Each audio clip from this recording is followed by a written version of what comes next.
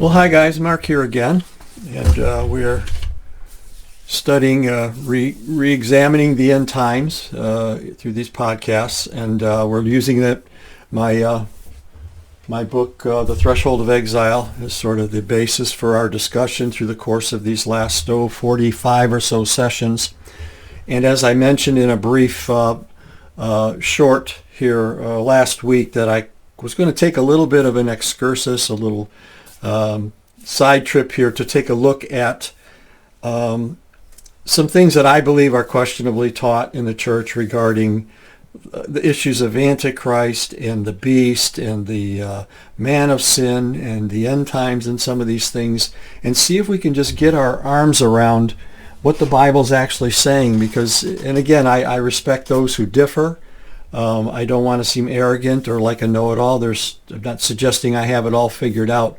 But there are just some clear things that are stated in the scriptures that cause me to seriously question the approach of our popular end times theology. And without being critical of it, I get comments, on some of these podcasts, and I get, with all due respect, some of the most outlandish interpretations about things that arise out of the book of Daniel, or where the United States fits into the prophets, or some leader in the world today is the Antichrist. And okay, let's just take a look at what the scripture says and see if we can make sense of some of this, because I don't buy it. I've been hearing it for almost 60 years, at least 50 now, since I first became a believer in 1971.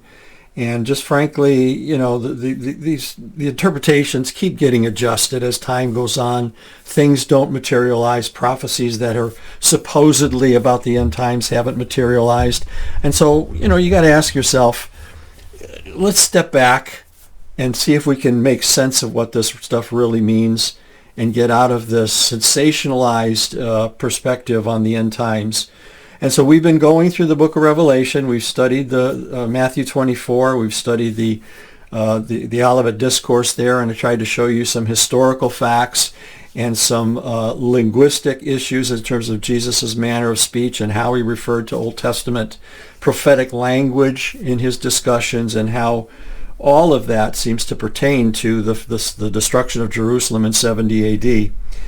And so now we've come to the book of Revelation. We've seen John's glorious revelation, vision of Jesus in the churches, and God's messages to those first century churches.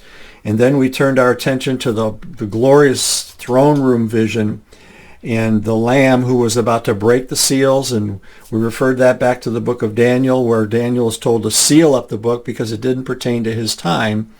And yet now John is told to not to seal the book, and we see Jesus actually unsealing the book in Revelation 6 as the judgments begin to pour out from the central sanctuary. Jesus is the white horse rider, and of course, with all this discussion about all these figures, beasts, Antichrist, dragons, and Babylon, and all these other things, we just need to remember that all of this revelation is coming forth from the central sanctuary, and Christ himself is the center. And we don't want to walk too far away from that. We want to make sure we stay focused.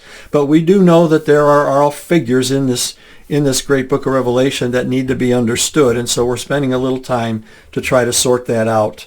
So we've seen these judgments. We get to chapter 7.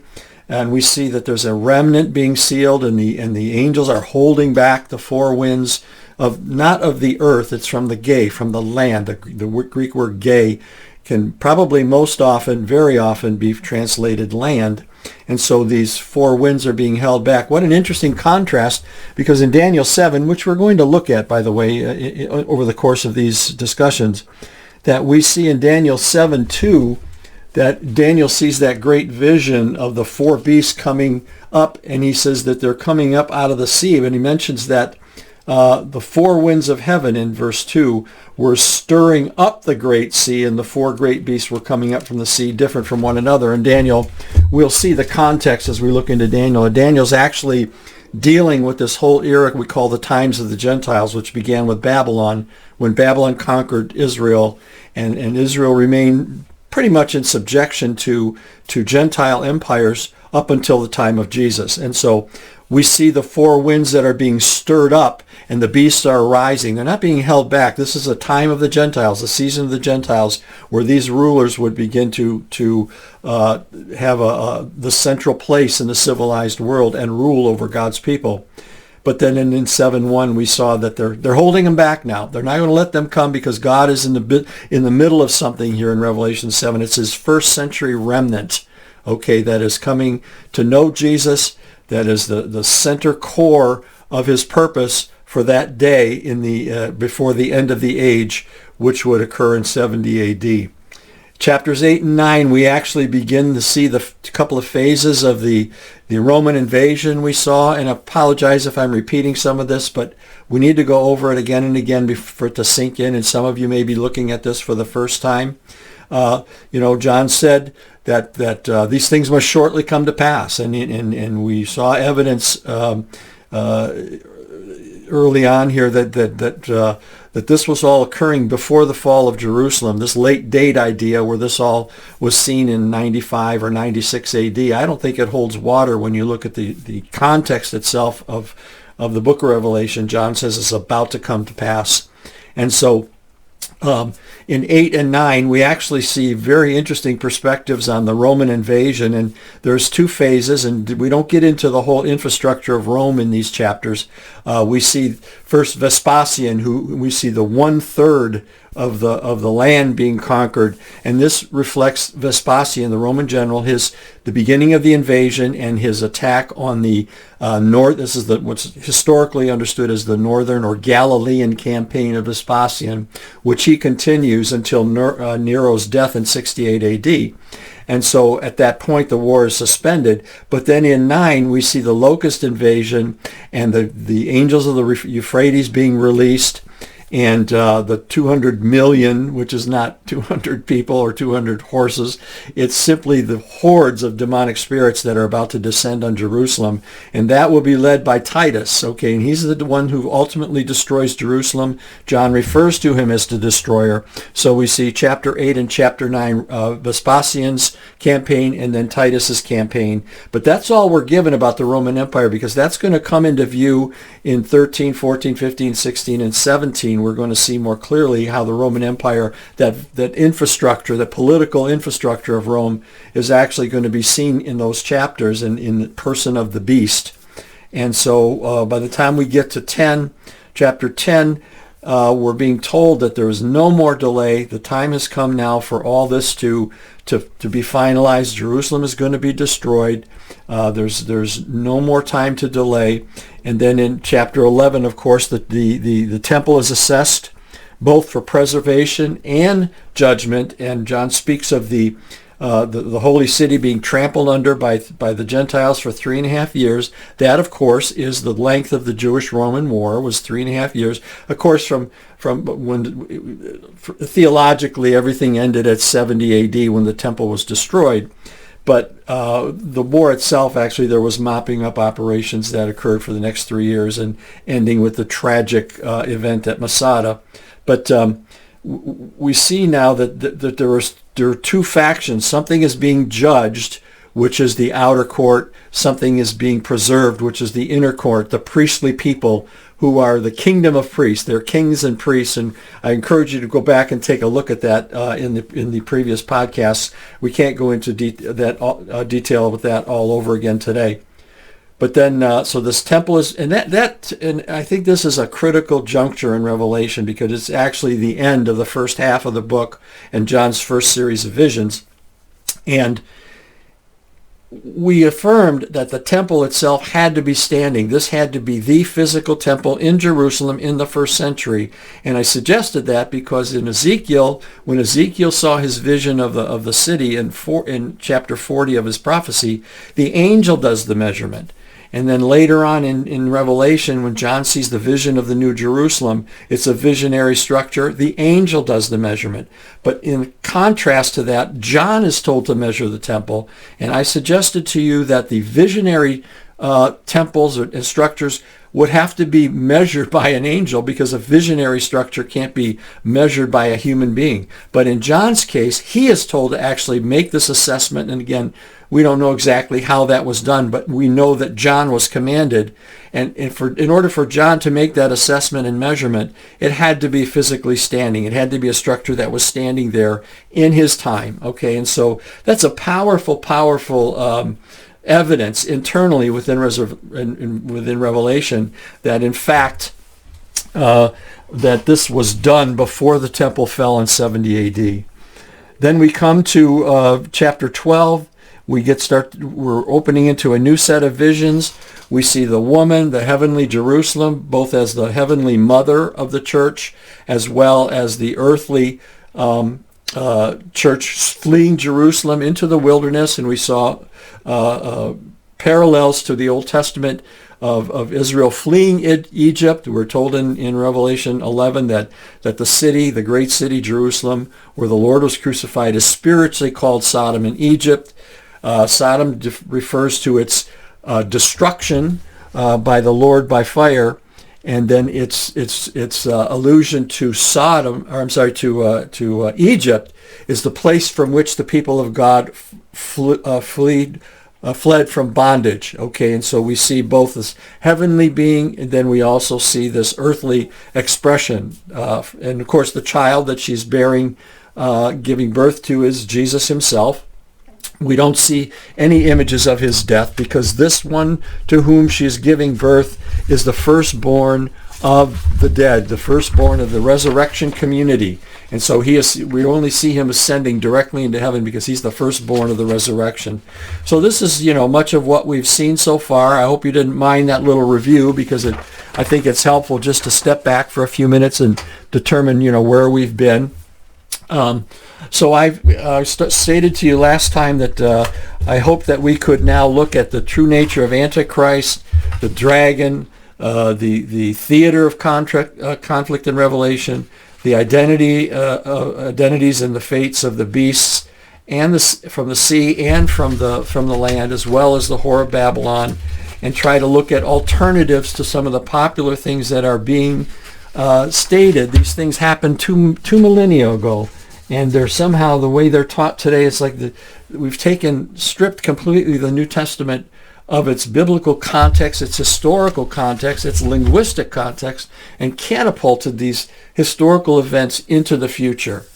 Now let's see if we're going to go back and take another look at Antichrist. I did do one podcast on Antichrist. I believe it was session either 13 or 17. Forgive me, my memory fails me. You can go back on YouTube and take a look at that if you want to give a little bit more detail. But I want to start out by looking a little bit here at the Antichrist, the man of sin, and the beast of Revelation. Now, these are all lumped into one being in popular theology today, okay?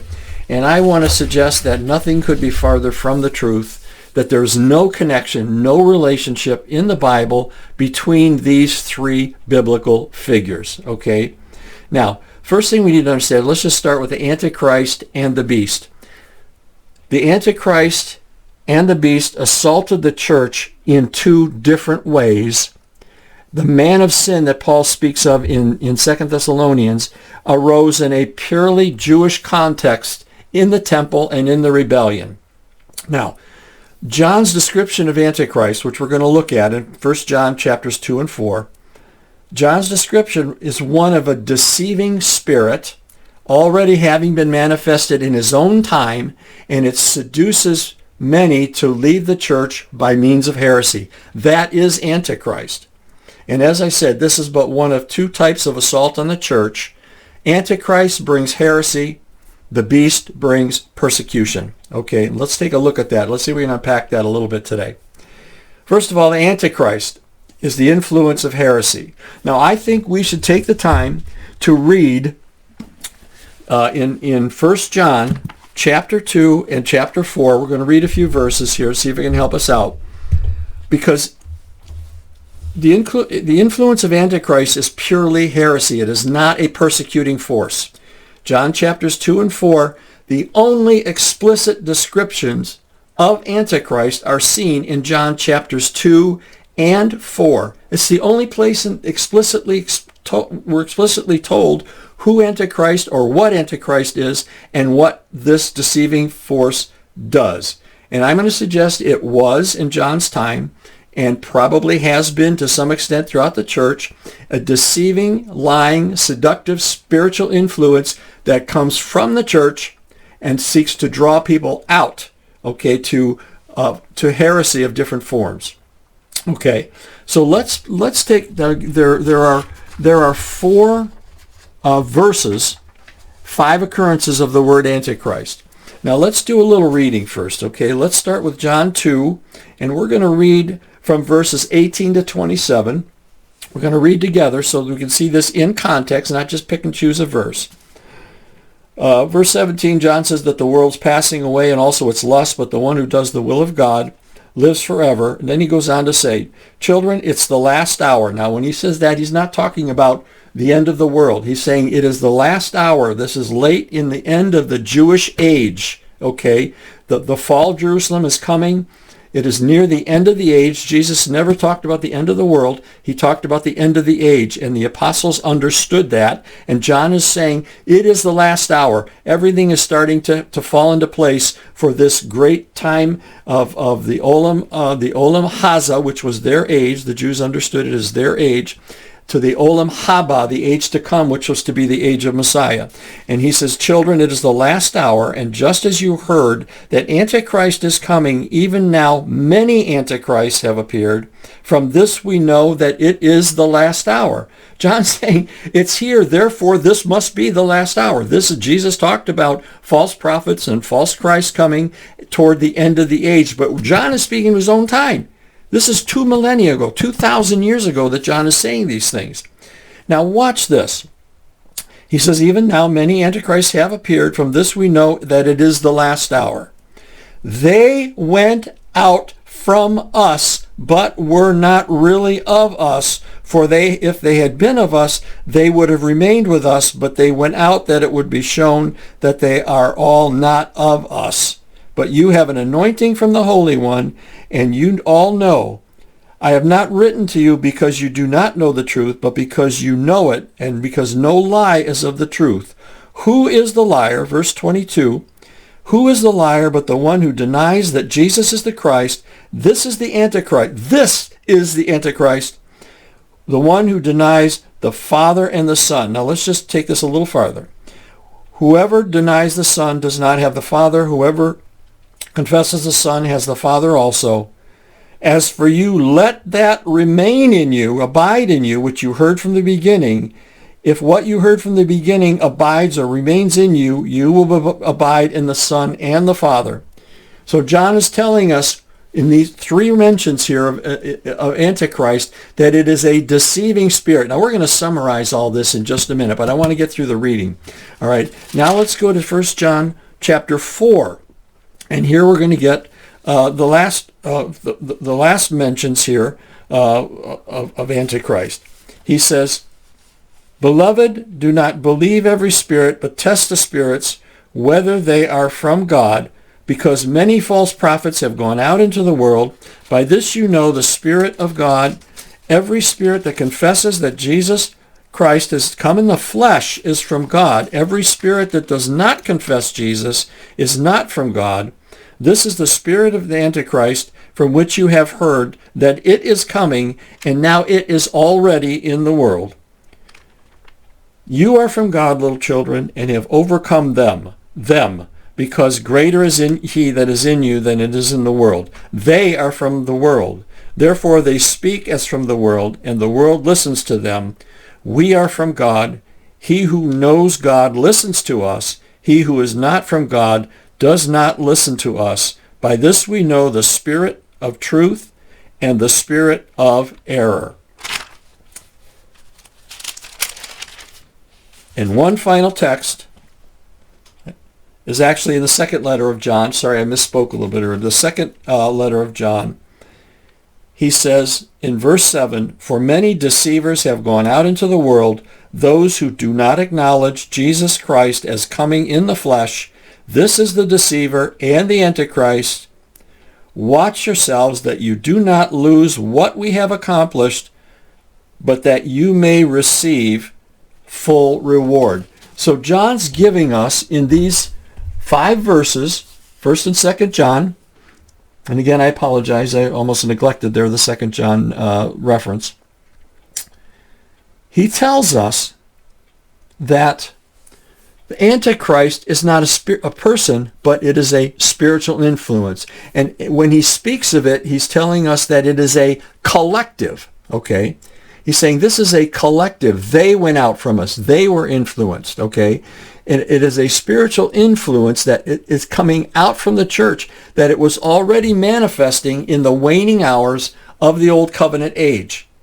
So John's talking about, it's the last hour. He's not blind or foolish or misinformed. These are infallible messengers of Christ. This is God's text that we're reading. This is the Holy Spirit telling John and informing us through John that when he wrote that, it was the last hour. Now, we can surmise that the last hour stretches out for the last 2,000 years until who knows when or how long. But, beloved, if words mean anything, okay, now I know there's some flexibility in timing in the Bible. Okay, I understand that. I've spent enough time knowing that. But when John says they are, he's speaking us, you. He's speaking to a relevant audience, an audience of his time, and he is reflecting on Jesus' own words that these will be things you'll see before the end of the age, not the end of the world, the end of the age. And again, I would encourage you to go back and look at some of the earlier podcasts that we went through, the Olivet Discourse, and the time text, the time parameters, and the relevant audience, and the use of the language of the Old Testament prophets, how that all pointed to what the disciples understood as a coming end to the age. A Messiah's presence meant that the age of law was coming to an end, and that the age, the new age, the age of Messiah was about to be born. So this is the language of John here in 1 John. This is what it means when he says that it is the last hour, okay? And this Antichrist spirit seduced those who were apparently false Christians to leave the church, okay? Excuse me. This comes from within the church. It is a you might say it's the iniquity in the holy things. It's the something that is there trying to influence the church toward heresy, and apparently those who were not real Christians, false Christians, were seduced by it to go out from among the Christians to pursue maybe it was a more philosophically appealing doctrine about Christ or about God. Many have suggested that this may have been the Gnostic heresy, and that's a very complicated perspective on Christ and his nature.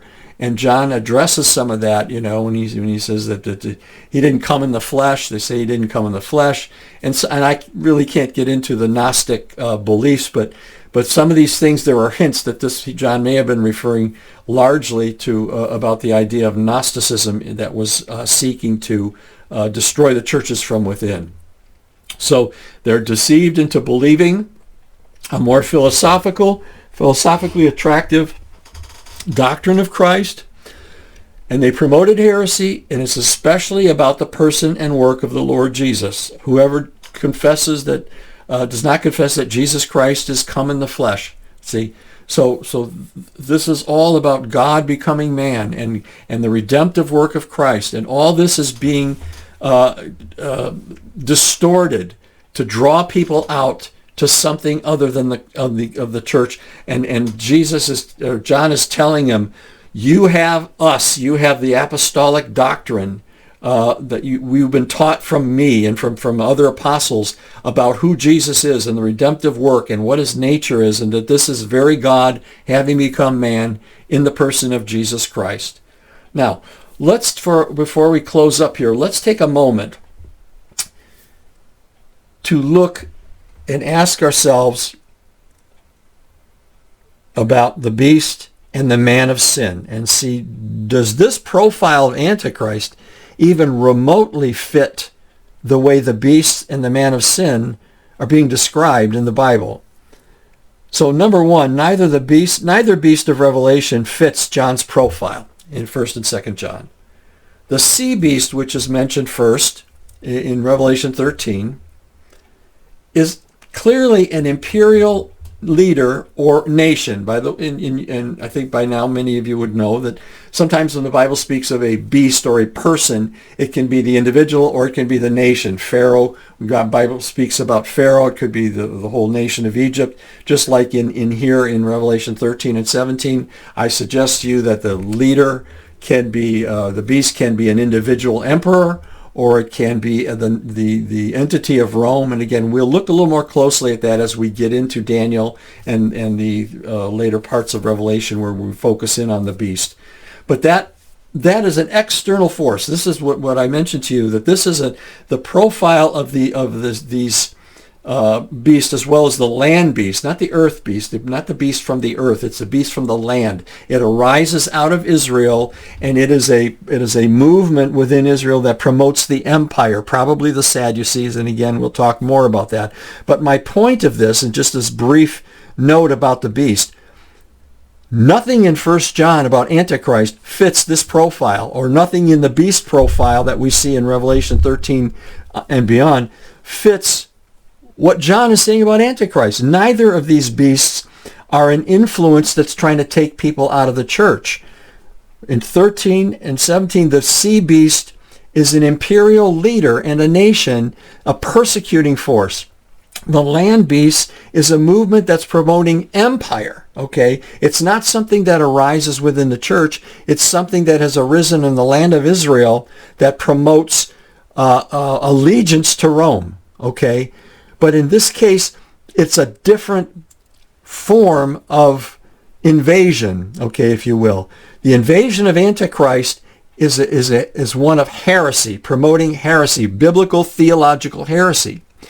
The image of the beast is the sea beast persecutes. It's oppressive. It persecutes. In the land beast tries to convince Israel to stay aligned with Rome, okay, and believe that Rome is the answer, okay? And so neither of these suggests, nothing to suggest that Antichrist, as we understand it in 1st, 2nd John, that is a persecuting entity or body promoting allegiance to Rome, all right? So that's number one. Now, when we go to the man of sin, which we'll have to discuss again, which in previous episodes I have discussed, this man of sin in 2 Thessalonians 2 does not fit the profile in 1 John or 2 John either. The man of sin is seen and we can probably read that if you wish. It would be 2 Thessalonians. Give me a moment to get that for you. So in 2 Thessalonians 2, Paul speaks that he doesn't want the Thessalonians to be troubled, as if to think that the day of the Lord had already come because they were being persecuted. But he lets them know that don't let no one deceive you. It's not going to come until the apostasy comes first. The man of lawlessness is revealed, the son of destruction. Now, let me just say a word about this word apostasy. Many of us have been taught to believe that the apostasy is a great falling away at the end of the world. The church is going to fall away, all right? Beloved, the church has been falling away. There are segments of the church that have fallen away from the gospel from the beginning. The apostasia that Paul's speaking of is the rebellion. Matter of fact, numerous translations have begun to retranslate the statement as the revolt or the rebellion. Paul is speaking of the Jewish zealot rebellion. He's telling the Thessalonians that the day of the Lord is not going to come until this rebellion takes place, until the zealots come. And then he goes on to describe how they take up their place in the temple and in defiance of Rome, in defiance of God, and they make a military stronghold out of the temple in the middle of the rebellion. Now, I'm not going to get into all of it right now. We'll talk a little bit more in depth about it because there's a lot of good information that we can gain from that. But the whole idea is this is entirely a Jewish issue, okay? It has to do from within Judaism in the rebellion against Rome. It has nothing to do with Antichrist, okay? For him taking a seat in the temple does not have to mean that he has a throne that he's sitting on, okay, and demanding worship. This is a defiant group who use the temple of God as a military stronghold and defy the holiness of God by making his temple a military stronghold, and in defiance of Rome, in rebellion against the imperial power of Rome. And so neither of these, the point being, neither of these reflects in any way John's description of Antichrist. And this is the focus of today's discussion, is who or what is Antichrist. Antichrist is a deceiving spirit who sought to draw away people from within the church who apparently were false Christians, who did not know Jesus, and were drawn away, enticed away to believe other doctrine. And they left the church. And this is, in 1 John 2 and 4 and 2 John 1, the only explicit descriptions of who and what Antichrist is. So this whole idea of this Antichrist being somehow some devil that shows up at the end of the world and demands worship from everybody, you can't connect John's Antichrist to either the beast or the man of sin, because they reflect completely different characterizations. Okay, so we're gonna leave it there for today. I hope this helps to explain a little bit more clearly what Antichrist is. We're not finished. We're going to be looking more closely at the dragon and the beast, and we'll also take a second look at the man of sin, just to make sure that we've got a good context and understanding of these things from the Word of God itself. God bless you. Thanks for tuning in, and we'll see you next time.